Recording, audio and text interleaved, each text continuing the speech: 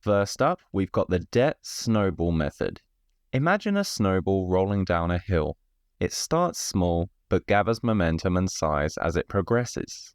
With the debt snowball method, you tackle your debts from smallest to largest, regardless of the interest rate.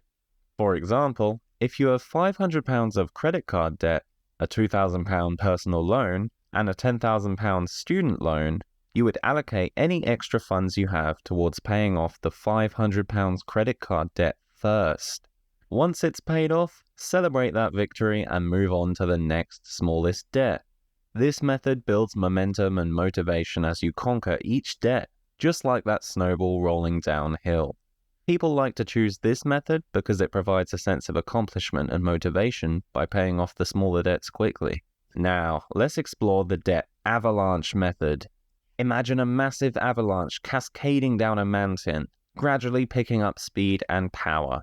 With this method, you focus on the debts with the highest interest rates first, regardless of the balance. By paying off high-interest debts first, you save more money in the long run. It may take a bit longer to see the initial progress compared to the debt snowball method, but the savings can be substantial. Just like that powerful avalanche, this method gains momentum as you tackle those high-interest debts head-on. This is the most efficient way to pay off debt. And we've got the debt mountain approach. Imagine you're climbing a mountain, and each step represents a milestone in your debt repayment strategy. In this method, you prioritize your debts based on the emotional weight they carry. Start by paying off the debt that causes you the most stress or worry, regardless of its size or interest rate. By tackling the debts that have the biggest impact on your well-being, you'll gain a sense of relief and motivation to keep going. Sometimes your own mental health comes first. Remember, personal finance is personal.